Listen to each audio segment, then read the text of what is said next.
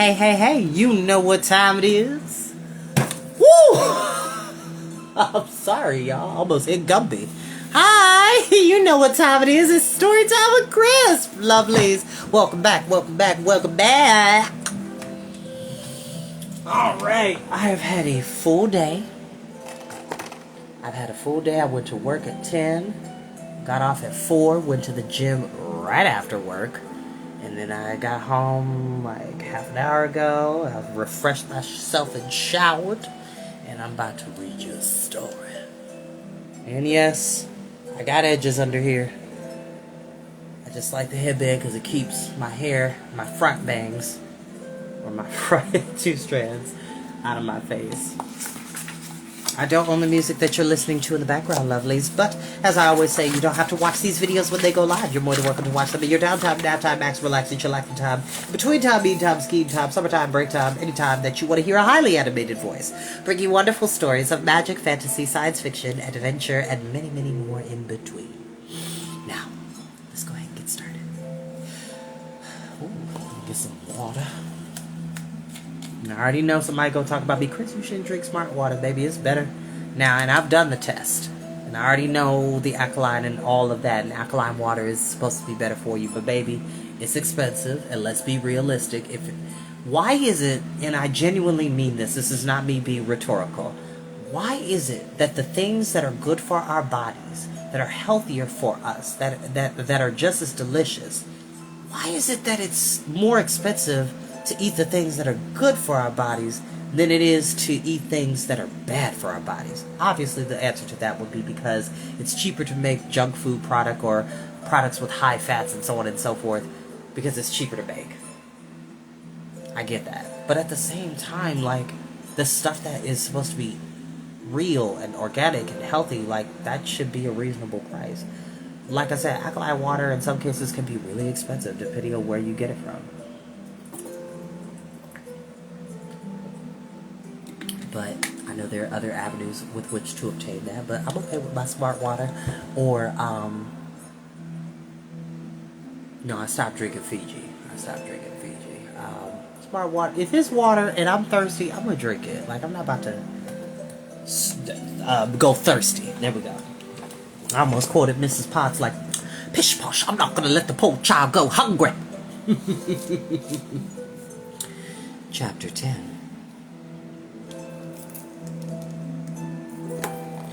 At this point in the dreadful story I am writing, I must interrupt for a moment to describe something that happened to a good friend of mine named Mr. Surin. Mr. Surin was a lepidopterist. Yeah. Lepidopterist.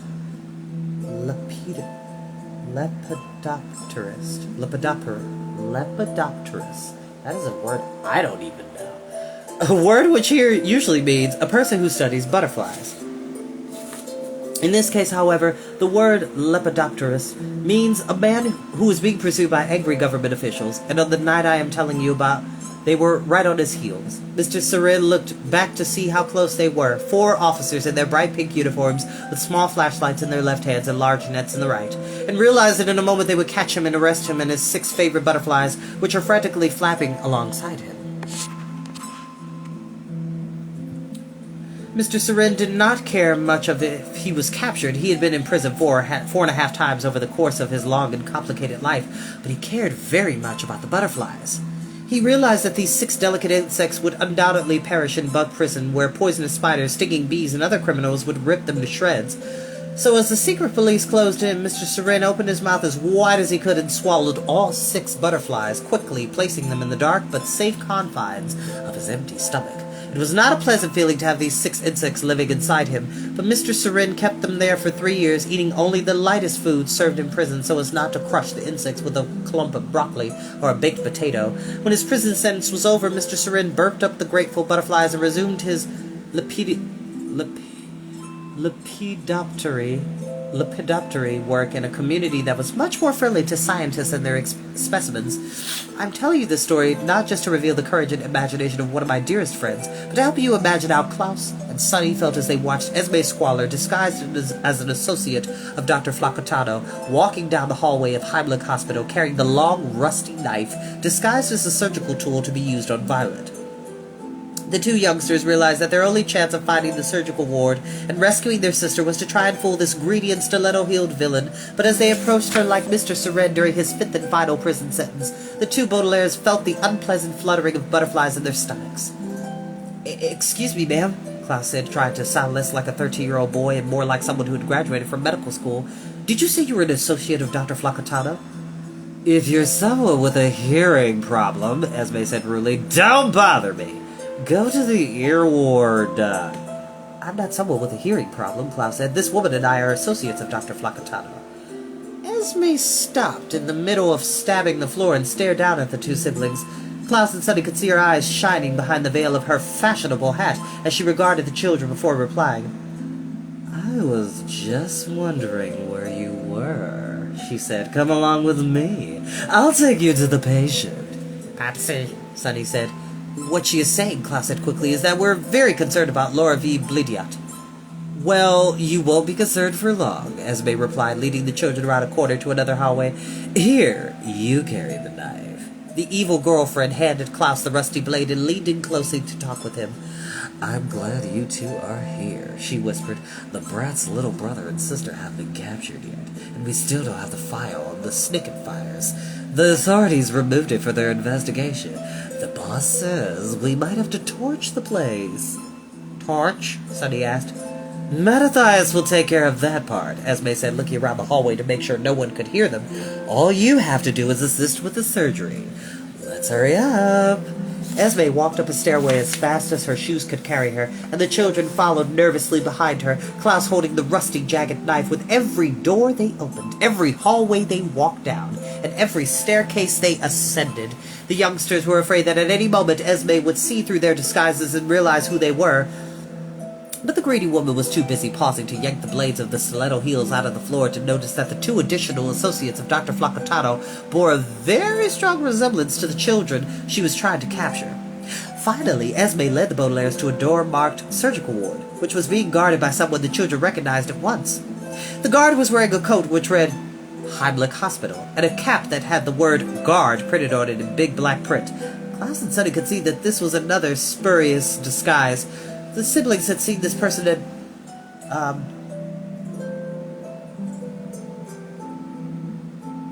remember this word, and we've read it from book 3, but I want to make sure I'm going to pronounce it properly, so forgive my pause.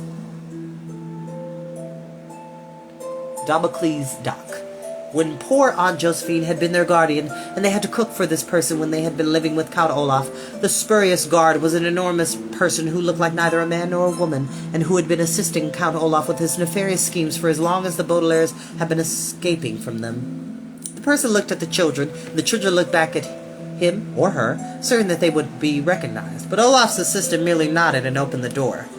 "They've already anesthetized the bratty orphan," Esme said, "so you ladies merely need to go to her room and bring her to the operating theater. I'm going to try to find that sniveling bookworm and that stupid baby with the oversized teeth. Mattathias says I get to choose which one to keep alive in order to force Mr. Poe to give us the fortune, and which one I get to rip to shreds." "Good," Klaus said, trying to sound fierce and villainous. "I'm so tired of chasing those kids around." "Me too," Esme said, and the enormous assistant nodded in agreement. "But I'm sure this will be the last time. Once we've destroyed the file, nobody can accuse us of any crimes, and once we murder the orphans, the fortune will be ours." The villainous woman paused and looked around to make sure no one was listening, and then, satisfied that no one would hear her, she laughed wildly in triumph. The enormous assistant laughed too, an odd laugh that sounded like a squeal and a howl at the same time, and the two Baudelaire youngsters tilted back their masked faces and made noises as if they were laughing too, although their laughter was as spurious as their disguises. Klaus and Sonny felt more like being sick than laughing as they pretended to be as greedy and evil as Count Olaf and his troop. It never occurred to the children how these terrible people acted when they didn't have to pretend to be nice. and the two siblings were horrified to hear all the bloodthirsty things Esme had said. Watching Esme and the enormous assistant laugh together made the butterflies in the Baudelaire's stomachs flutter all the more, and the youngsters were relieved when Esme finally stopped laughing and ushered the children into the surgical ward. "I'll leave you ladies at the heads of our associates," she said. The Baudelaires immediately saw with horror what she meant. Esme shut the door behind them, and the children found themselves facing two more of Count Olaf's wicked associates. "Well, hello there," the first one said in a sinister voice, pointing at the two children with an odd-looking hand. One of the fingers was curved at an odd angle, while the others hung limp, like socks hung out to dry. And Klaus and Sonny could see at once that this was the associate of Olaf who had hooks instead of hands, wearing rubber gloves to hide his unusual, dangerous appendages. Behind him was a man whose hands were not as familiar, but Klaus and Sonny recognized him just as easily due to the hideous wig he was wearing on his head. The wig was so limp, white, and curly that it looked like a heap of dead worms, which is not the sort of wig one forgets. The children had certainly not forgotten it from when they had been living in Paltryville, and realized at once that this person was the bald man with the long nose who had been assisting Count Olaf since the Baudelaire's troubles began. The hook-headed man and the bald man with the long nose were among the nastiest members of Olaf's troupe, but unlike the majority of nasty people of this earth, they were also quite clever, and the two young siblings felt the butterfly feeling in their stomachs increase exponentially, a word which here means get much, much worse. As they waited to see if these two associates were clever enough to see through the children's disguises, "I can see through your disguise," the hook-headed man continued, and placed one of his spurious hands on Klaus's shoulder. "Me too," the bald man said, "but I don't think anyone else will. I don't know how you ladies managed to do it. You look much shorter in those white coats." "And your faces don't look as pale in those surgical masks," the hook-headed man agreed. "These are the best disguises Olaf, Mattathias, has ever cooked up." "We don't have time for all this talking," Klaus said, hoping that the associates wouldn't recognize his voice either. "We've got to get to room 9222 right away."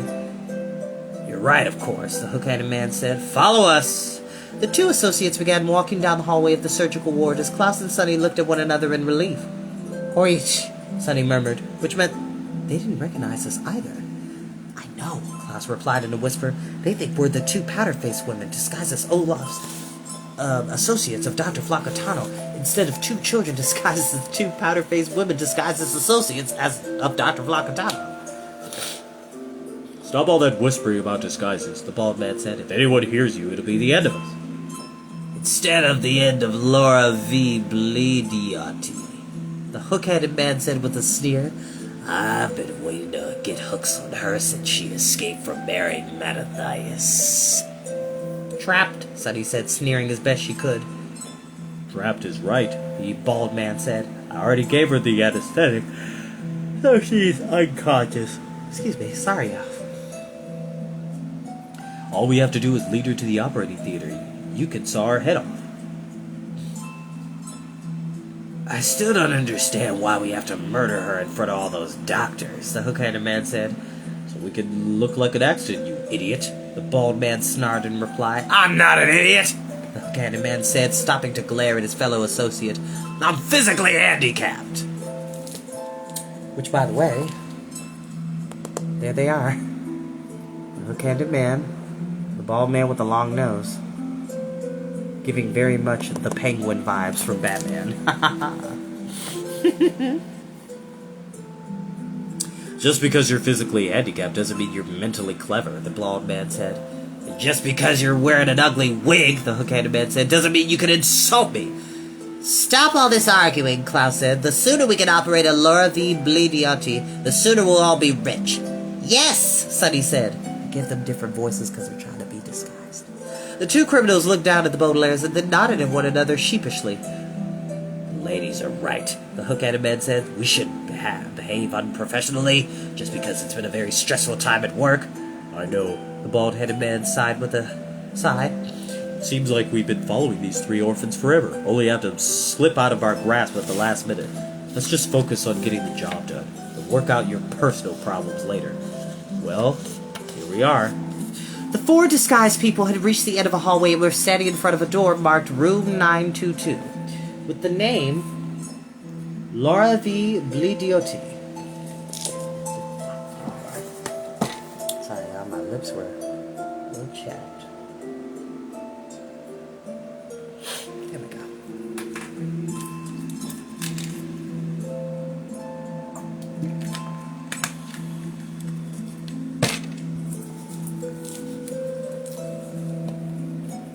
Scrawled on a piece of paper and taped beneath. The bald man took a key out of the pocket of his medical coat and unlocked the door with a triumphant grin.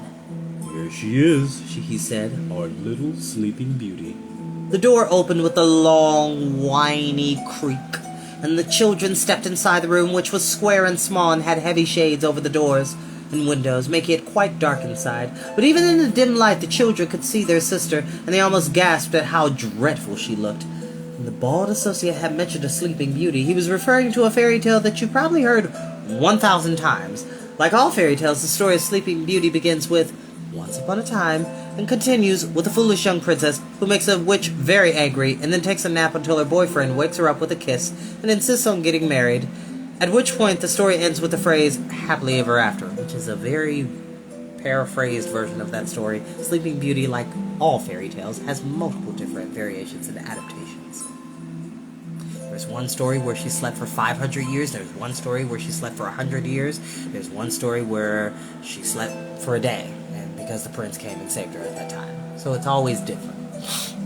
Just like there's different stories of Beauty and the Beast, variations of Beauty and the Beast. There's different variations of Cinderella. There's different variations of Snow White. There's a reason. The story is usually illustrated with fancy drawings of the napping princess who was always looked very glamorous and elegant, with her hair neatly combed in a long silk gown keeping her comfortable as she snores away for years and years. But when Klaus and Sonny saw Violet in room 922, it looked nothing like a fairy tale. The eldest Baudelaire was lying on a gurney, which is a metal bed with wheels used in hospitals to move patients around. This particular gurney was as rusty as the knife Klaus was holding. And its sheets were ripped and soiled. Olaf's associates had put her into a white gown as filthy as the sheets and had twisted her legs together like vines. Her hair had been messily thrown over her eyes so that no one would recognize her face from the daily punctilio, and her arms hung loosely from her body. One of them almost touched the floor of the room with one limp finger. Her face was pale and as empty as the surface of the moon, and her mouth was open slightly in a vacant frown, as if she were dreaming of being pricked with a pin. Violet looked like she had dropped onto the gurney from a great height, and if it were not for the slow and steady rise of her chest as she breathed, it would have looked like she had not survived the fall. Klaus and Sonny looked at her in horrified silence, trying not to cry as they gazed at their helpless sister. "She's a pretty one," the hook-handed man said, "even when she's unconscious." Creepy. She's clever, too, the bald man said, although her clever little brain won't do her any good when her head has been sawed off. "Let's hurry up and go to the operating theater," the hook-handed man said, beginning to move the gurney out of the room. "Mattathias said the anesthetic would last for only a little while, so we best start the cranionectomy." "I wouldn't mind if she woke up in the middle of it," the bald man said with a giggle. "But I suppose that would ruin the plan. You ladies take the head in. I don't like to look at her when she's frowning like that." "And don't forget the knife," the hook-handed man said. "Dr. Flacatano and I will be supervising, but you two will perform the operation." The two children nodded, afraid that if they were to try to speak, the two henchmen would hear how anxious they were and become suspicious. In silence, they took their places at the gurney where their sister lay without moving. The Baudelaires wanted to gently shake her by the shoulders, or whisper in her ear, or even just brush the hair away from her eyes, anything at all to help their unconscious sibling. But the two youngsters knew that any affectionate gesture would give away their disguise. So they walked alongside the gurney, clutching the rusty knife as the two men led the way out of room 922, through the halls of the surgical ward. With every step, Klaus and Sonny watched their sister carefully, hoping for a sign that the anesthesia was wearing off, but Violet's face remained as still and as blank as the sheet of paper on which I am printing this story. Although her siblings preferred to think about her inventing abilities and conversational skills rather than her physical appearance, it was true, as the hook-handed man had said, that Violet was a pretty one. And if her hair had been neatly combed instead of all tangled up, and she had been dressed in something elegant and glamorous instead of a stained gown, she must indeed have looked like an illustration from Sleeping Beauty. But the two younger Baudelaires did not feel like characters in a fairy tale. The unfortunate events of their lives had not begun with once upon a time, but with the terrible fire that had destroyed their home. And as Olaf's associates led them to a square metal door at the end of the hallway, Klaus and Sunny feared that their lives would not end like a fairy tale either. The label on the door read, Operating Theater. And as the hook-handed man opened it with one curved glove, the two children could not imagine that their story would end with happily ever after.